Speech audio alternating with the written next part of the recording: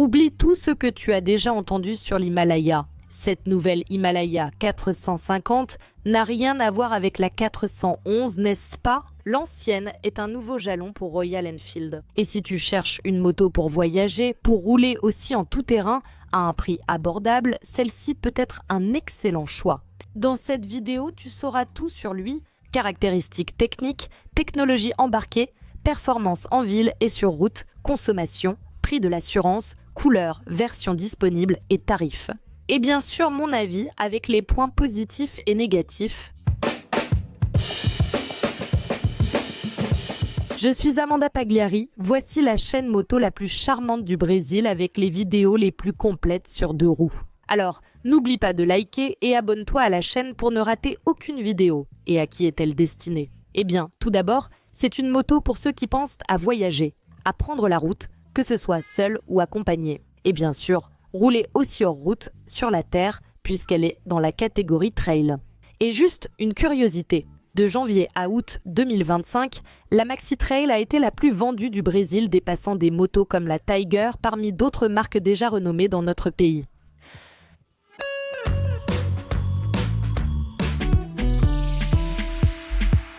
Cette version, mise à disposition pour essai par Royal Enfield, n'est pas la version que vous achetez déjà en usine.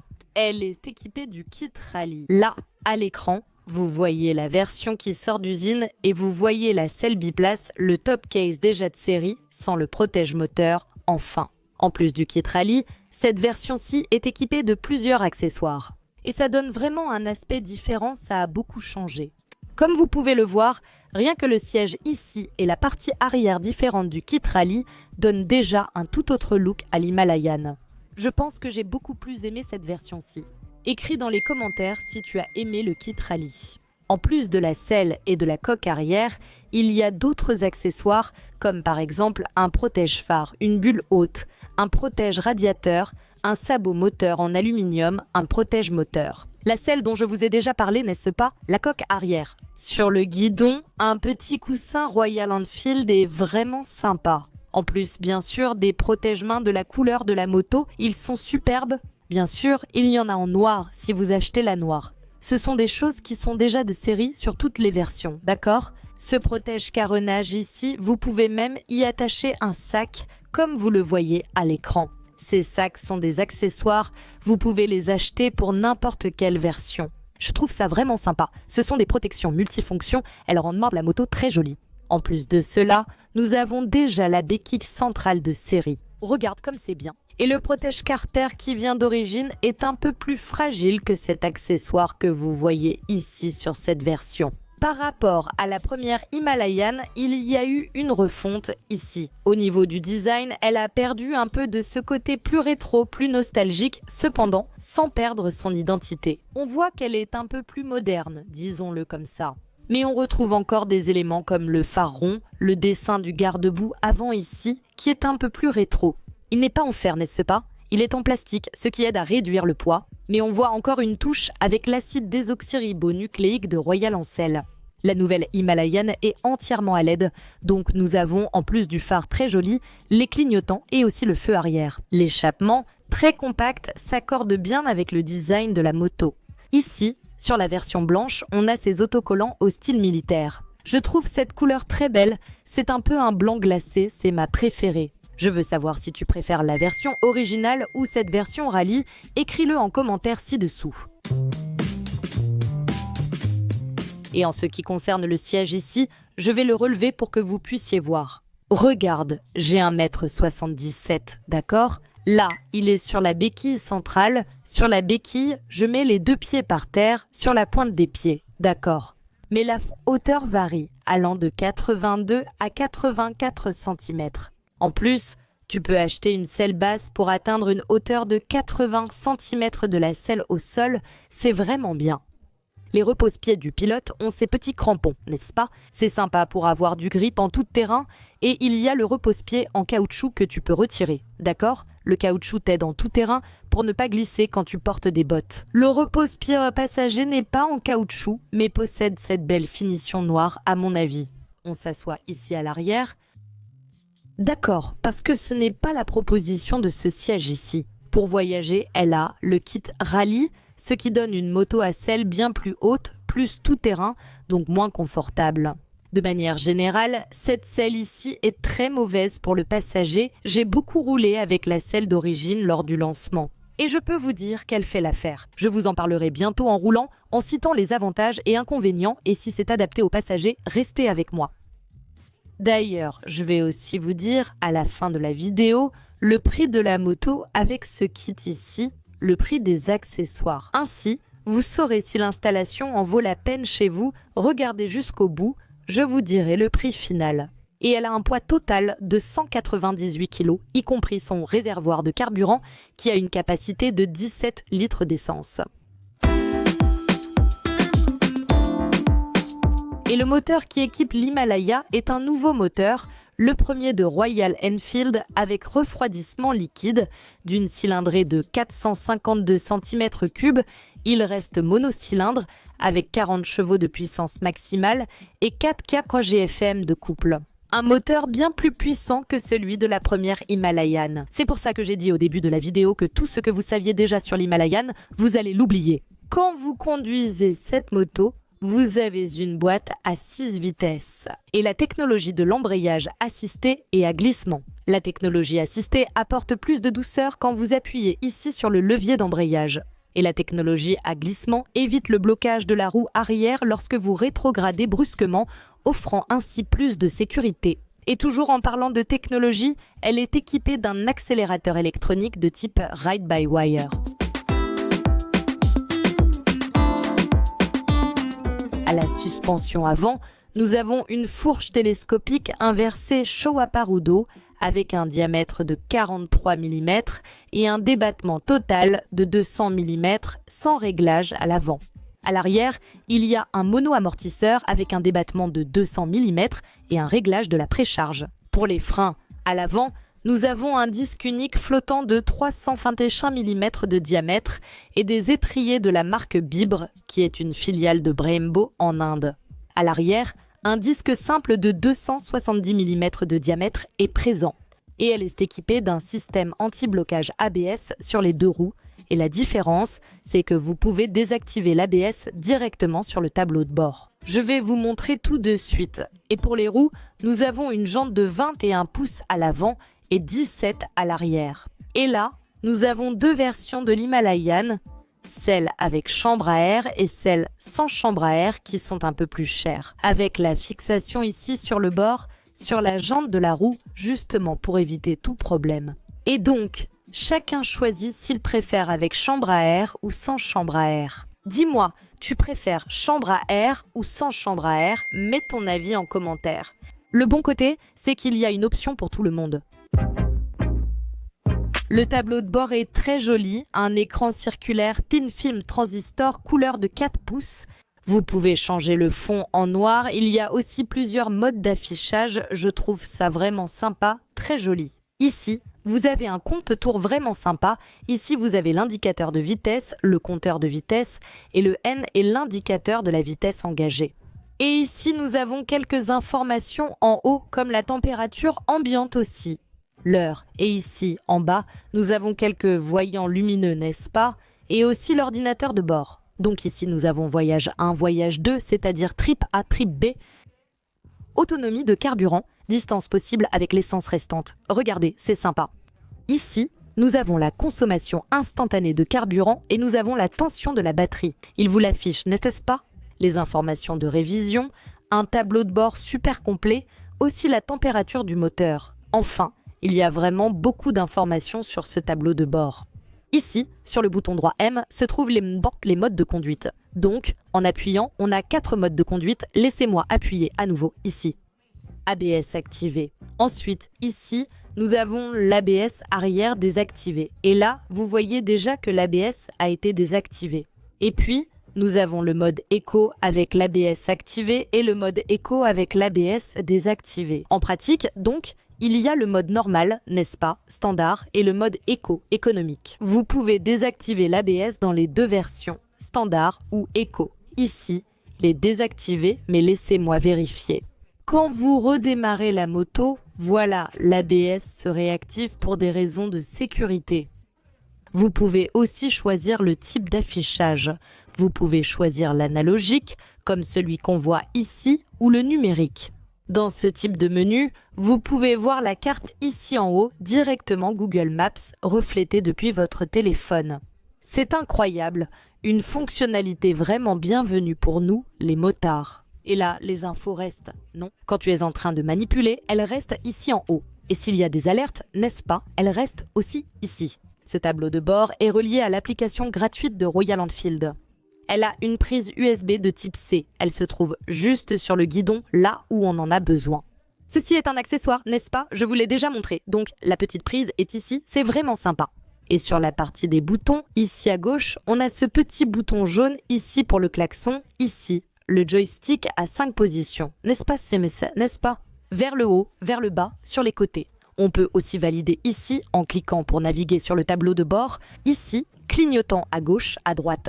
Et ici, nous avons le bouton des phares, les feux de route et aussi l'appel de phare. J'aime que Royal Enfield propose ces boutons ici, au style plus rétro. Et ici, à l'arrière, il y a le bouton maison, n'est-ce pas? Le bouton home et le menu sont sur le tableau de bord. Les leviers d'embrayage et de frein ne sont pas réglables. Et ici, sur les commandes du côté droit, nous avons le bouton M qui sert à changer les modes de conduite pour passer entre éco, standard et aussi désactiver l'ABS. Voici le bouton pour couper le moteur, d'accord? Et là, pour mettre le contact. Cette teinte rouge est aussi très jolie. Derrière, clignotant et feu de détresse.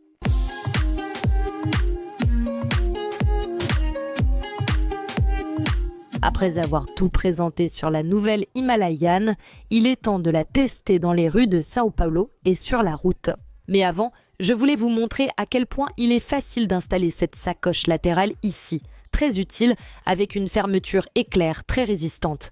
Et j'ai pris soin de l'enlever pour filmer pour vous, pour que vous puissiez voir ici comment fonctionne ce protège-moteur. J'ai laissé les images. Installons-le ensemble pour vous montrer comme c'est facile. Et ceci est un sac étanche pour que l'eau ne pénètre pas dans vos affaires. Et j'ai aimé, je trouve que c'est de très bonne qualité. En plus, regardez, il y a un petit orifice ici pour que vous puissiez passer par exemple le câble pour recharger votre téléphone portable si vous voulez, ou autre chose. Et maintenant, allons l'installer.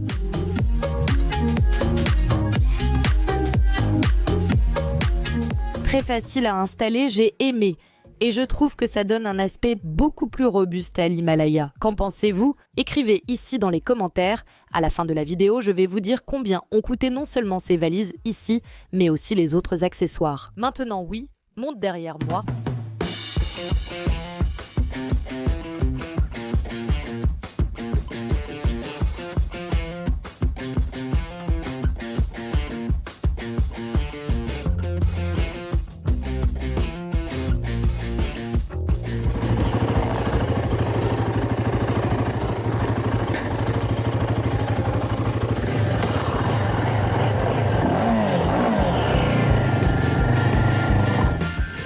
La position de conduite ici est confortable.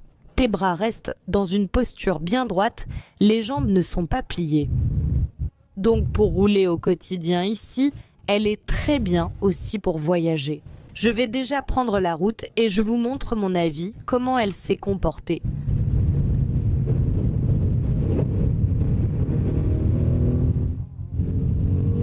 Sa reprise est vraiment sympa. Ces modes de conduite sont plutôt faits pour rouler en mode économique, non? Et désactiver l'ABS parce que ce ne sont pas vraiment des modes de conduite à proprement parler.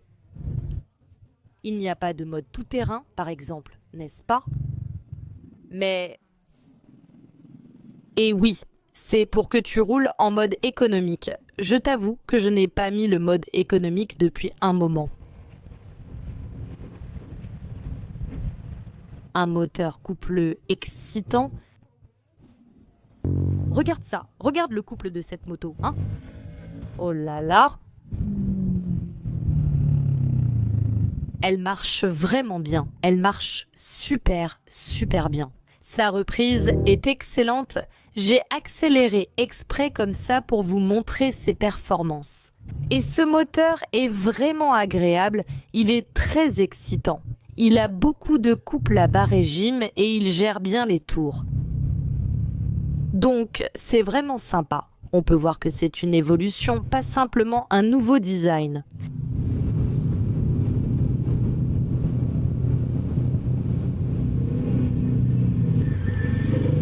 Et dans les embouteillages, est-ce que l'Himalaya 450 s'en sort bien? Écoute, pour une trail avec un guidon large, ici elle s'en sort plutôt bien.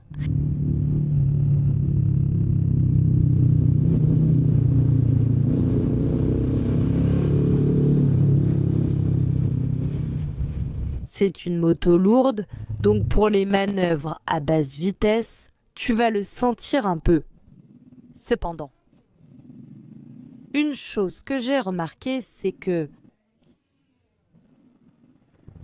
la maniabilité de la moto s'est beaucoup améliorée.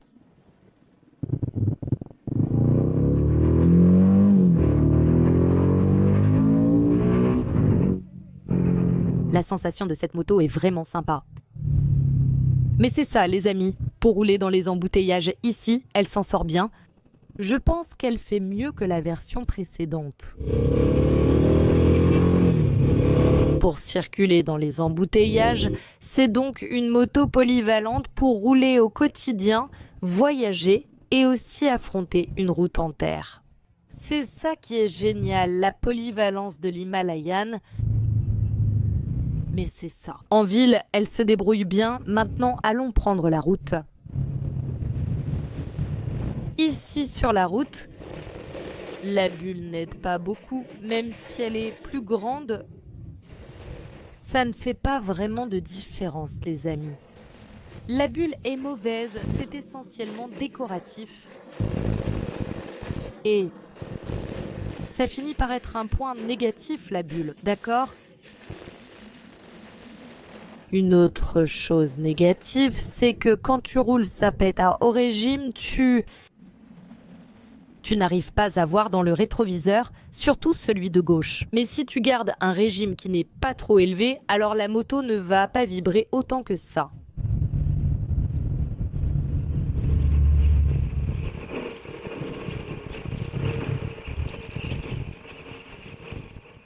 Concernant la selle, ce siège rallye ici, il n'y a rien à faire. Il est super dur. Mais la selle d'origine, elle est inconfortable. C'est au-dessus de 100 km. Elle souffre. Donc je pense que pour les longs trajets, ça vaut le coup d'avoir une selle confort. C'est mon avis. En plus, sur la route, elle a beaucoup de stabilité. Moto lourde, ce qui aide un peu sur la route. Ça vibre un peu? Oui, ça vibre un peu. Moins que la version précédente, mais ça vibre encore un peu. C'est normal pour une moto monocylindre. On le sent dans les repose-pieds, dans les mains et surtout dans le rétroviseur. Si tu gardes la moto à un bon régime, alors tu n'as pas cet inconfort.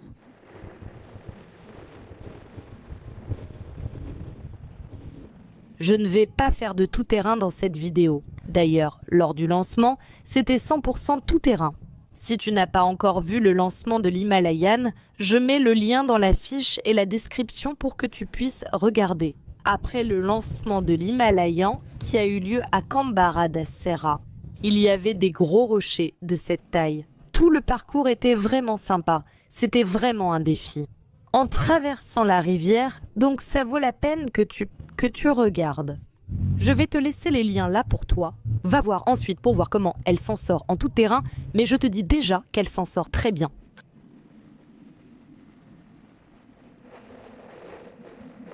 Sa vitesse de croisière est de 130, 140, sans que tu aies besoin de forcer trop. D'accord ? Mais alors, je n'ai pas de place à l'arrière, hein ? Avec un passager et des bagages, la vitesse baisse. Il n'y a pas moyen d'y échapper.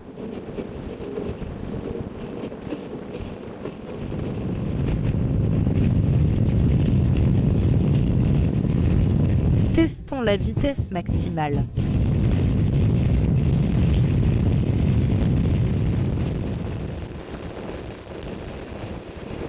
Oui, ça doit dépasser les 150, non ?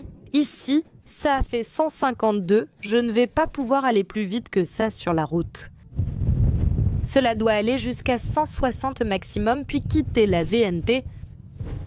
Mais ce qui compte vraiment, c'est la vitesse de croisière, sans forcer, et tu peux rouler à environ 130. D'accord, n'est-ce pas? Bien sûr, sans passagers, sans bagages, 130, elle tient, sans que tu aies à forcer à pousser la moto à bout. Je pense que c'est pour ceux qui cherchent une moto tout-terrain à un prix abordable, je pense qu'elle fait bien l'affaire. C'est une évolution, cette nouvelle Himalayan, mais j'ai aimé cette nouvelle Himalayan. Je pense que c'est l'un des meilleurs rapports qualité-prix du Brésil aujourd'hui. Concluons la vidéo avec les points positifs et négatifs.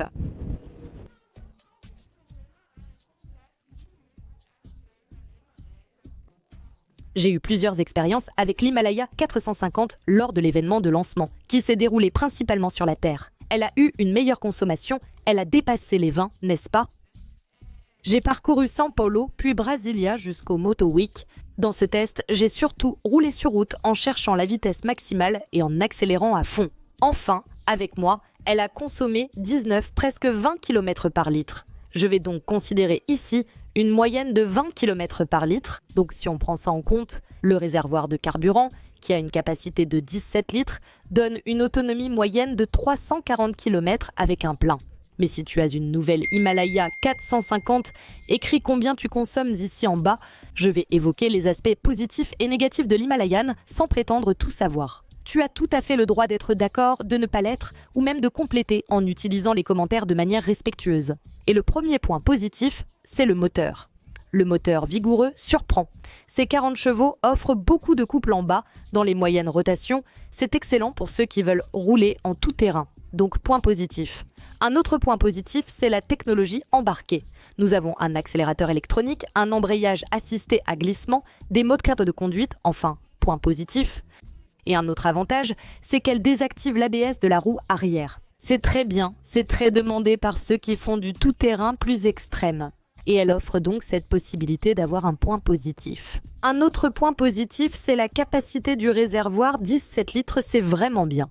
Un autre point positif, ce sont les accessoires Tatast qui sont de série, comme la béquille centrale, et aussi le porte-bagages, ici avec le support pour le top case.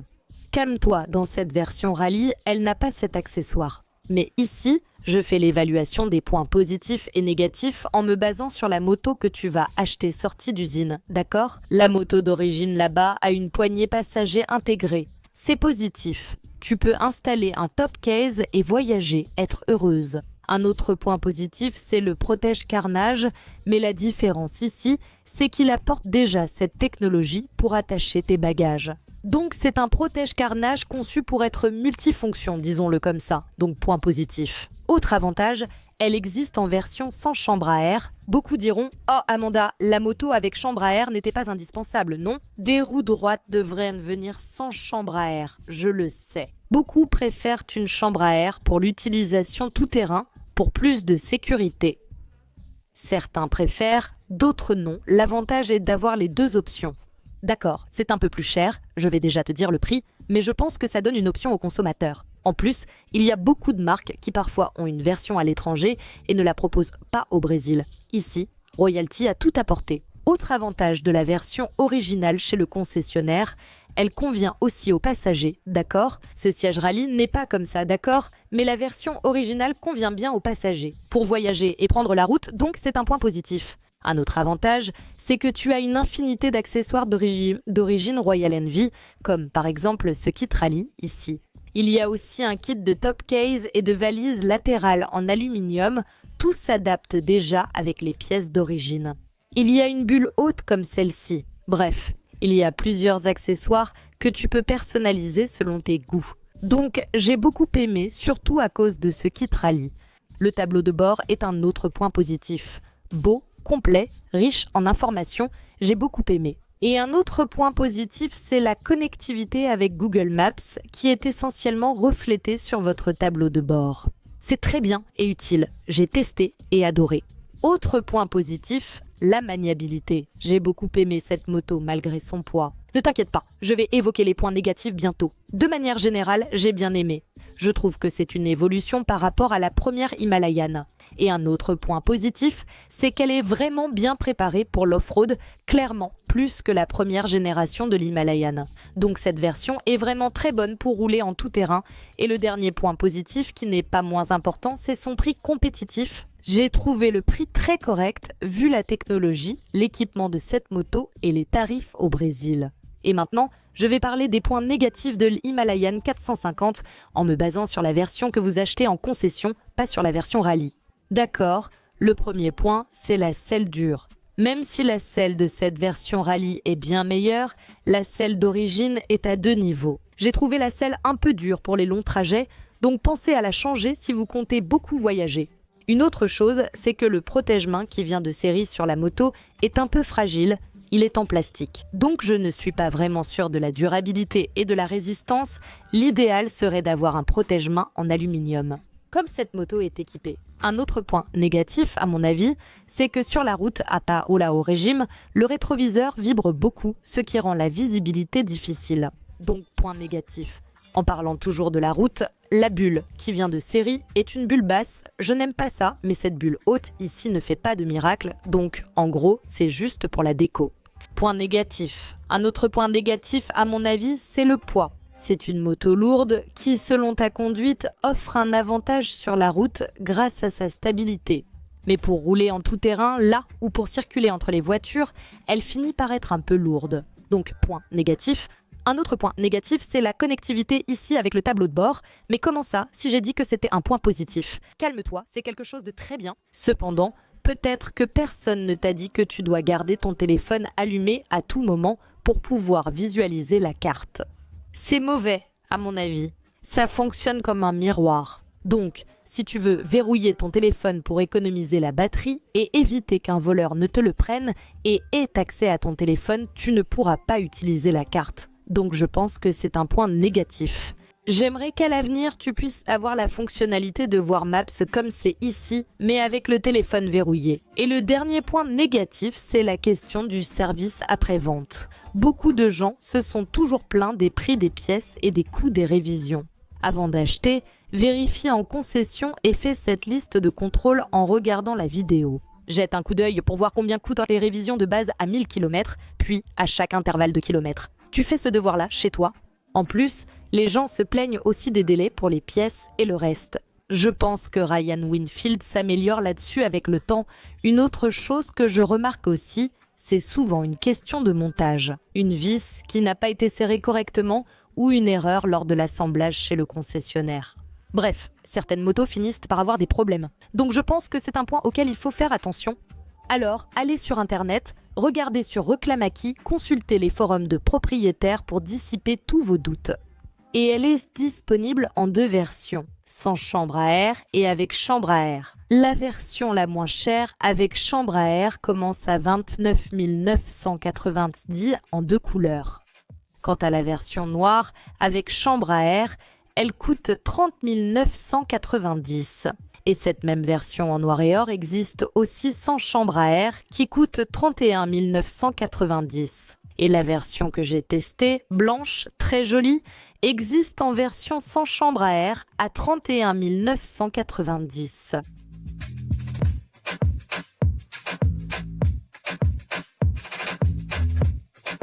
Et combien cela a-t-il coûté pour la personnaliser comme je te l'ai montré? Regarde les articles à l'écran pour un total de 6 269 réais. En plus de ça, il y a le prix des valises du réservoir que tu vois là à l'écran. Alors, qu'as-tu pensé des prix des accessoires? Écris-le ici en bas, laisse un like et partage avec tes amis. Je suis sûre qu'ils ne savaient pas qu'on pouvait rendre l'Himalaya 450 dans le style rallye. Envoie cette vidéo dans les groupes et à eux, dis-moi aussi ce que tu as pensé du lancement et du modèle. Si tu en as une, si tu as déjà fait un essai, c'est sympa que les concessions aient la moto disponible pour essai. Écris ton avis ici en bas. Et ce qui est sympa, c'est que le propriétaire qui achètera la moto, l'Himalaya 450, n'est-ce pas, pourra acheter le kit. Et ici, tu as 2 motos en une. J'ai réalisé sa vidéo de lancement à Cambara da Serra, au Rio Grande do Sul. Je vais laisser la vidéo ici en haut pour que tu puisses la regarder et ici en bas, je vais te laisser une vidéo très sympa. Abonne-toi à la chaîne si tu n'es pas encore abonné. Il y a aussi le test de la Guerilla 450 avec le même moteur. Je mets le lien en description. Quand il sortira, regarde. S'il n'est pas là, vérifie le commentaire épinglé, d'accord ? Deviens membre de la chaîne Motoplay pour profiter de nombreux avantages. Le lien est en description. À bientôt, bisous moto.